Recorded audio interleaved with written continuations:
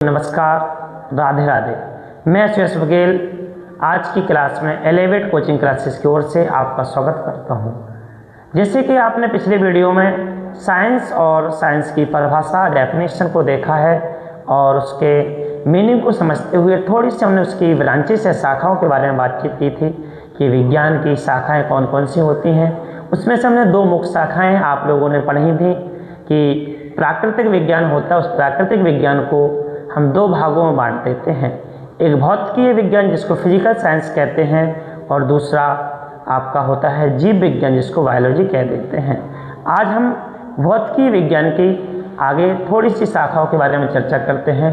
भौतिकीय विज्ञान जिसको हम फिजिकल साइंस कहते हैं, इस फिजिकल साइंस की भी दो शाखाएँ होती हैं, जिसको एक में भौतिकी और दूसरा आपका रसायन विज्ञान।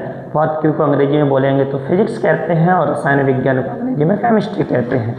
अब हम इसके एक छोटे से पार्ट भौतिकी के बारे में चर्चा करते हैं, जो कि हम आपको पिछली क्लास में भी बता चुके हैं कि आज हम भौतिकी के बारे में पढ़ेंगे।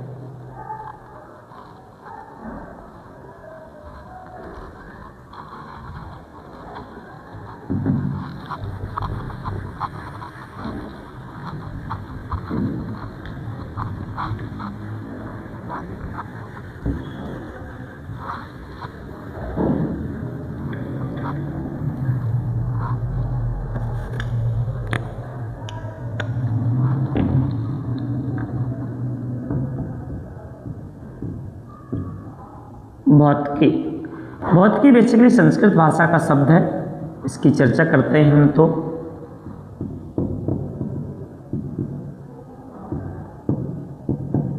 संस्कृत भाषा का शब्द है।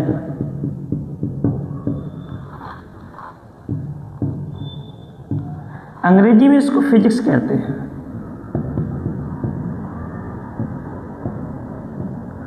अंग्रेजी में इसमें क्या बोलते हैं, इसको फिजिक्स, PHYCICS।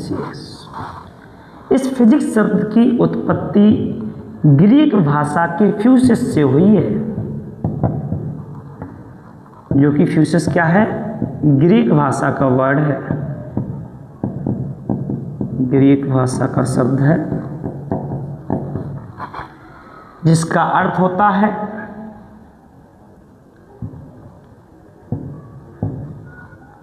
नेचर, यानी आप हिंदी में कह सकते हैं प्रकृति। तो जब हमने फिजिक्स का अर्थ आपको बताया है कि सर फिजिक्स का अर्थ होता है फ्यूसिस, ग्रीक भाषा का शब्द जिसका अर्थ होता है नेचर या प्रकृति, तो जाहिर सी बात है कि आपके दिल में एक ख्याल आया होगा कि सर प्रश्न उठता है कि प्रकृति क्या होती है। तो प्रकृति आप जो भी चारों ओर देख रहे हो उसको प्रकृति कहते हैं। कह सकते हैं कि हमारे चारों ओर जो कुछ भी दिखाई देता है उसे प्रकृति कहते हैं। अब हम बात करते हैं इसके आगे, थोड़ी सी चर्चा करते हैं। तो जी सर फिजिक्स शब्द है कहाँ से, आया कैसे है? तो भाई आप बोल सकते हो कि अरिस्टो नाम का जो वैज्ञानिक है फेमस, उस वैज्ञानिक ने लगभग 350 BC पूर्व की बात करते हैं, BC में इस शब्द को जन्म दिया था, ऐसा लिख सकते हैं। यानी भौतिकी शब्द को जन्म दिया।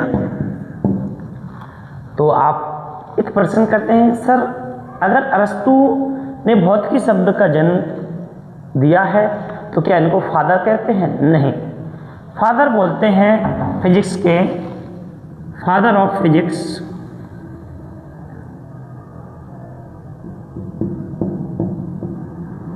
पितामह, या लिख सकते हो father of physics. Father of physics कहते हैं सर आइजैक न्यूटन को, सर आइजैक न्यूटन को। अब सर आइजैक न्यूटन के बारे में थोड़ी सी चर्चा करते हैं। सर आइजैक न्यूटन आपके इंग्लैंड के वैज्ञानिक हैं।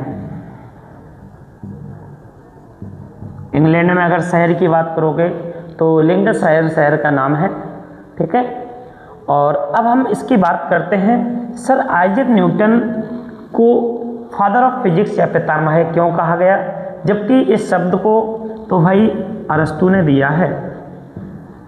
तो आपसे बात करते हैं कि इनको फादर ऑफ फिजिक्स इसलिए बोला जाता है सर आइजैक न्यूटन जी को, क्योंकि इन्होंने लगभग 16वीं शताब्दी कह सकते हैं 1687 ईस्वी में एक पुस्तक प्रकाशित की थी, जिस पुस्तक का नाम है फिलोसफी नेचुरलिसी प्रिंसिपिया मैथमेटिका। और इसके साथ साथ इन्होंने गुरुत्वाकर्षण और अवकलन गणित और गति के नियम ऐसी ढेर सारी खोजें की हैं। लगभग हम इस बात को ऐसे कह सकते हैं कि भौतिकी में 60% खोज इनके ही द्वारा की गई हैं। इन्हीं कारणों से इनको हम फादर ऑफ फिजिक्स का टाइटल देते हैं या फादर ऑफ फिजिक्स कहा जाता है। अब आगे हम थोड़े से इनके बारे में बढ़ते हैं कि सर अभी हमने देखा है कि आपको फादर बताए गए हैं और इसका अर्थ बताया गया, लेकिन भौतिकी की परिभाषा नहीं बताई गई कि भौतिकी होती क्या है। तो आगे से थोड़े से हम बढ़ेंगे भौतिकी की परिभाषा की ओर।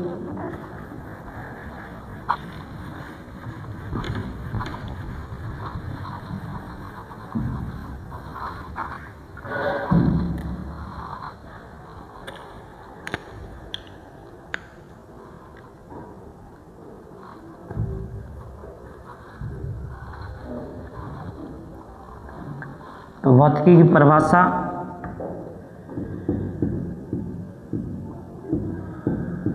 लिखते हैं भाई हम, विज्ञान की वह शाखा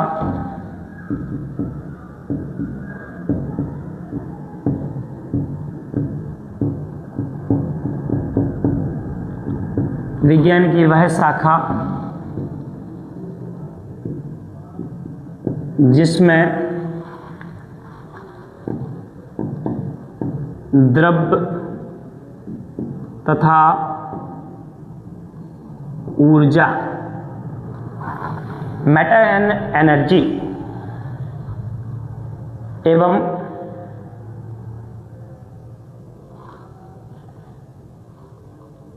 उनकी परस्पर क्रियाओं का अध्ययन करते हैं।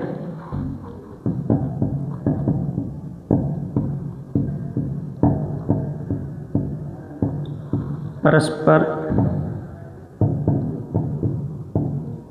क्रियाओं का अध्ययन किया जाता है।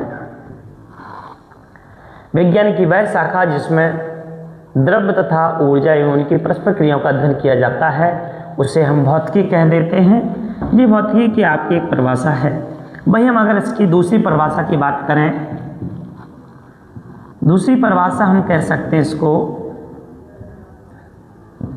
प्रकृति तथा प्राकृतिक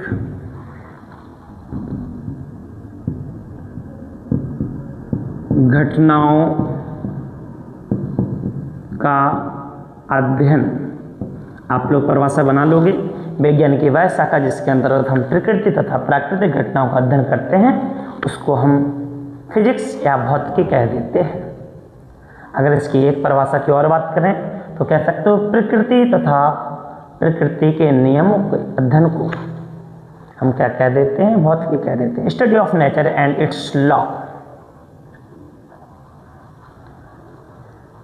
अब यहाँ हमने दो वर्ड नए खोजे हैं, द्रव्य और ऊर्जा। इसके बारे में अपन आगे टॉपिक में पढ़ेंगे, लेकिन यहाँ एक छोटा सा टॉपिक आता है प्रकृति। तो इसकी परिभाषा हमने आप लोगों को बता दी है।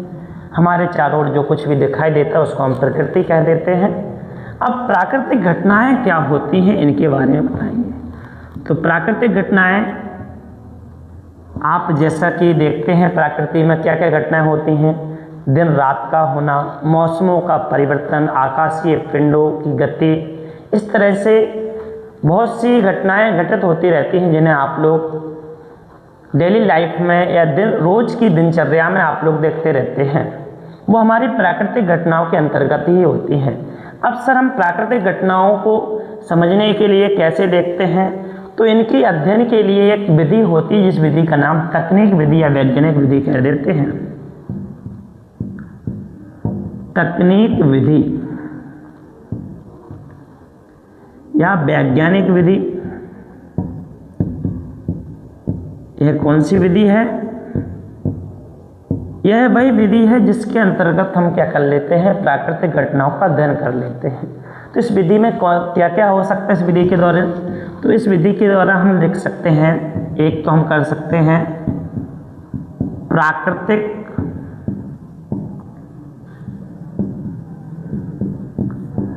घटनाओं का अध्ययन। अगर इसकी परिभाषा बनाओगे तो क्या बनेगी? वह विधि जिसके द्वारा हम प्राकृतिक घटनाओं का अध्ययन कर सकते हैं उसको तकनीक या वैज्ञानिक विधि कह देते हैं। वहीं हम इसकी एक बात और करें जो खास इम्पोर्टेंट फैक्ट है आपके लिए, कि तकनीक विधि के द्वारा ही भौतिकी के नियम व सिद्धांत बनते हैं या बनाते हैं। तो दूसरी परिभाषा आपकी क्या हो जाएगी? इम्पोर्टेंट फैक्ट्स है आपके लिए कि भौतिकी के नियम व सिद्धांतों को किस विधि द्वारा बनाया जाता है? तकनीक विधि द्वारा, वैज्ञानिक विधि द्वारा। और एक आप परिभाषा और बना सकते हो, अनुसंधानात्मक कार्यों के लिए अपनाई जाने वाली जो विधि होती है उस विधि को हम तकनीक विधि या वैज्ञानिक विधि कह देते हैं। जी आपकी तकनीक विधि या वैज्ञानिक विधि की बात हो गई। सर अगर हम तकनीक विधि की बात करते हैं तो हमने इसमें आपको एक इम्पोर्टेंट फैक्ट दिया है कि सर आपका जो इम्पोर्टेंट फैक्ट है वो है भौतिकी के नियम व सिद्धांत बनते हैं। तो सर नियम और सिद्धांत बनाए कैसे जाते हैं इस विधि के द्वारा? तो इसके लिए अपन को इस विधि के चरण पढ़ने पड़ेंगे। वो लगभग आप ऐसे कह सकते हो कि भौतिकी की तकनीक विधि या वैज्ञानिक विधि के कुल 5 चरण हैं। हम जिनसे होकर गुजरते हैं तो आखिरी में जाके हमें नियम प्राप्त होते हैं। तो थोड़ा सा उसके बारे में लिखते हैं।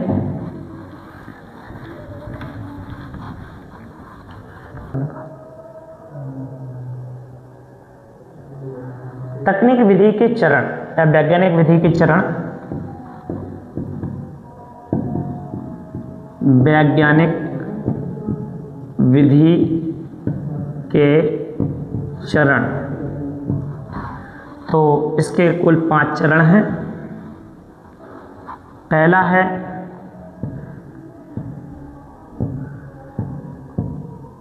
क्रमबद्ध प्रेक्षण,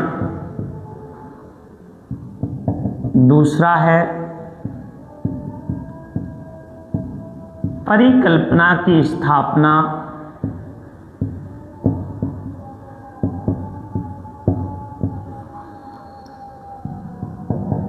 तीसरा है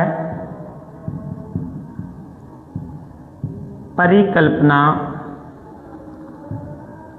की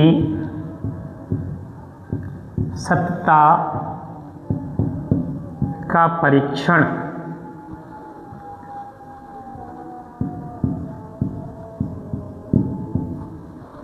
चौथा चरण है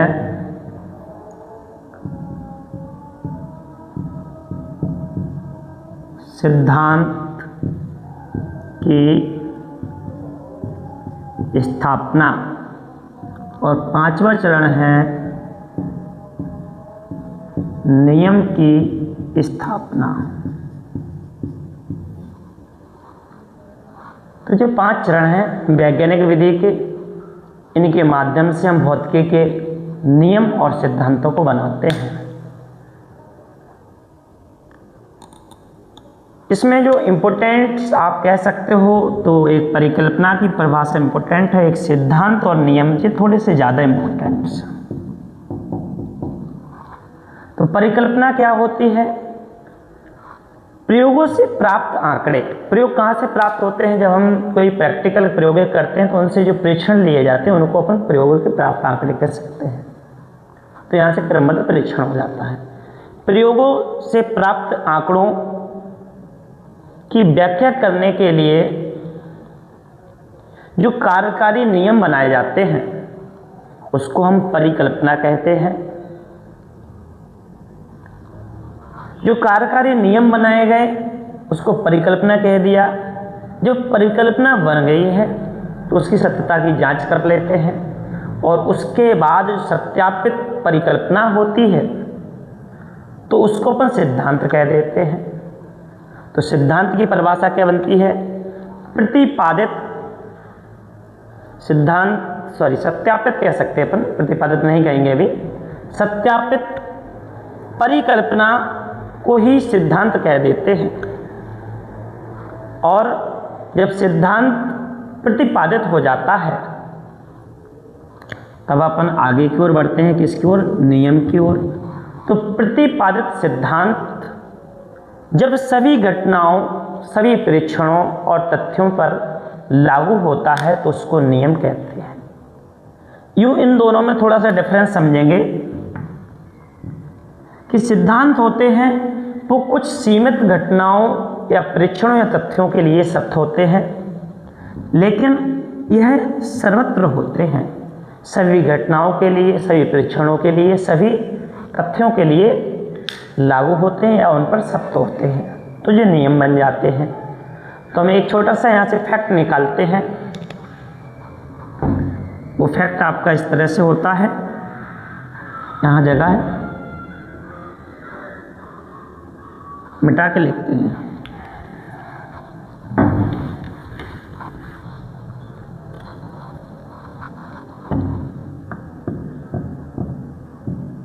सिद्धांत में परिवर्तन किया जा सकता है,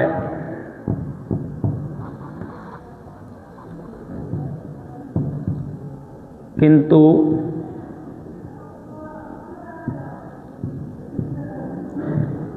नियम में नहीं। क्या फैक्ट निकाला हमने? सिद्धांत में परिवर्तन किया जा सकता है किंतु नियम में नहीं। यानी आपके जितने भी सिद्धांत हैं, एग्जाम्पल फॉर हम आपको बताएं कि जैसे आपने प्रकाश के बारे में पढ़ा होगा तो पहले पढ़ा है न्यूटन का कणिका सिद्धांत, और उसका सुधार करते हुए एक नए वैज्ञानिक आए हाइगन, उन्होंने तरंग सिद्धांत दे दिया। और उसके बाद एक नए वैज्ञानिक आए, उन्होंने क्या बोला है, द्वैत प्रकृति वाला सिद्धांत दिया है, जिसको अपन डी ब्रोगली का क्या कहते हैं, दोहरी प्रकृति या डी ब्रोगली सिद्धांत कह देते हैं, डी ब्रोगली नियम कहते हैं। तो भाई आप ऐसे कह सकते हो, जब देखो न्यूटन का कणिका सिद्धांत था, उसका हाइगन का कणिका सिद्धांत था, तो इन दोनों में क्या किया गया, एक दूसरे की कमियां निकाली गई, तो भाई इनको सिद्धांत कहा गया क्योंकि इनमें कोई परिवर्तन किया गया, चेंजेस किए गए। भाई आप न्यूटन का देखो, गति के नियम है तो उनमें कोई परिवर्तन नहीं हुआ, उसका कोई सुधार करने वाला नया वैज्ञानिक नहीं आया है। भाई न्यूटन ने ही सिद्धांत दिया था कणिका, वो भाई उन्होंने नियम बनाए। तो आप अंदाजा लगा सकते हो कि सिद्धांत में परिवर्तन हो रहा है लेकिन नियमों में परिवर्तन नहीं किया जा सकता है। अब हम क्षेत्र के बारे में, अब हम बात करते हैं भौतिकी के कार्य क्षेत्र के बारे में। तो भौतिकी का जो कार्य क्षेत्र है, भौतिकी का कार्य क्षेत्र बहुत ही विस्तृत है, बहुत विस्तृत है। यानी आप कह सकते हो कि हम यहाँ छोटी सी चीज इलेक्ट्रॉन,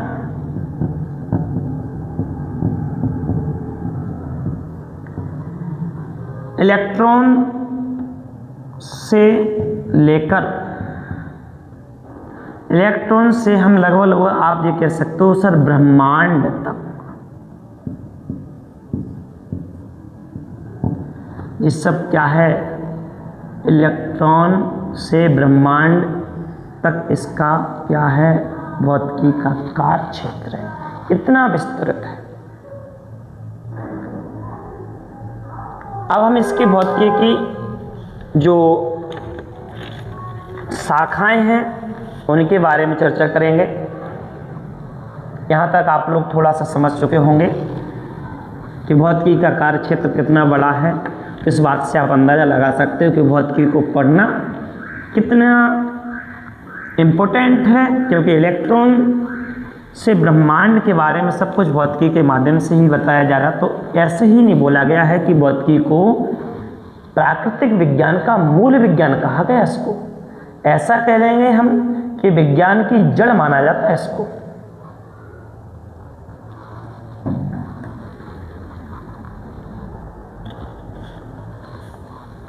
भौतिकी की शाखाएं देखेंगे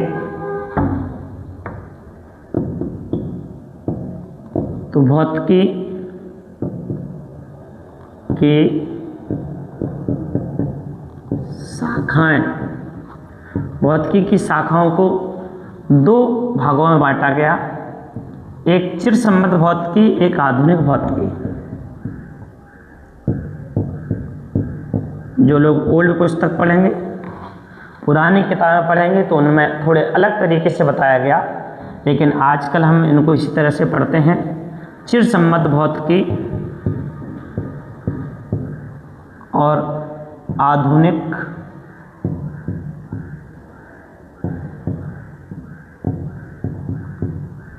भौतिकी।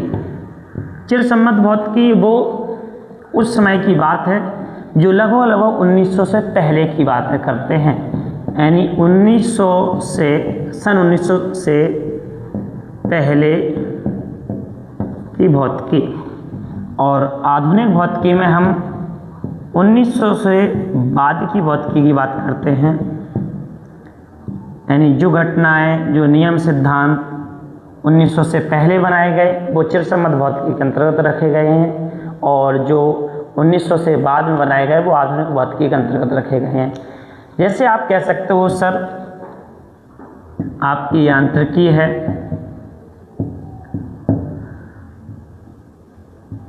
वैद्युतिकी है, चुंबकत्व है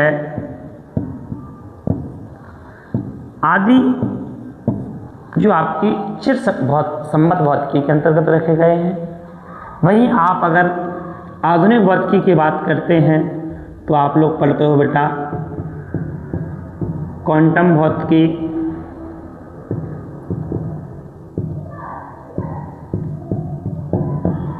कण भौतिकी, परमाणुवीय भौतिकी, नाभिकीय भौतिकी, इलेक्ट्रॉन की, जो कि आपके क्लास 12th में एक चैप्टर है अर्धचालक इलेक्ट्रॉन की, वो भी आपका मॉडर्न फिजिक्स के अंतर्गत ही आता है। और हम थोड़ा सा अभी केवल इतना समझ चुके हैं कि भौतिकी क्या होती है, उसकी परिभाषा के बारे में, और उसका कितना कार्यक्षेत्र है, और उसके कौन पितामह हैं, और उसकी कौन कौन सी शाखाएं हैं। अब हम नेक्स्ट क्लास में आपको इस चैप्टर के बारे में बताएंगे। हम शुरुआत करेंगे भौतिकी के चैप्टर से। भौतिकी का पहला चैप्टर हम मानते हैं मापन एवं मात्रा, क्योंकि मापन को ही विज्ञान की जड़ कहा जाता है, और हम शुरुआत वहीं से करेंगे। तो आज के लिए इतना काफ़ी है। ख्याल रखिए अपना बहुत सारा। ओके बाय, टेक केयर, मस्त रहो, व्यस्त रहो, स्वस्थ रहो। मिलते हैं नेक्स्ट क्लास में। जय श्री कृष्ण। आप प्रेम से बोलो राधे राधे।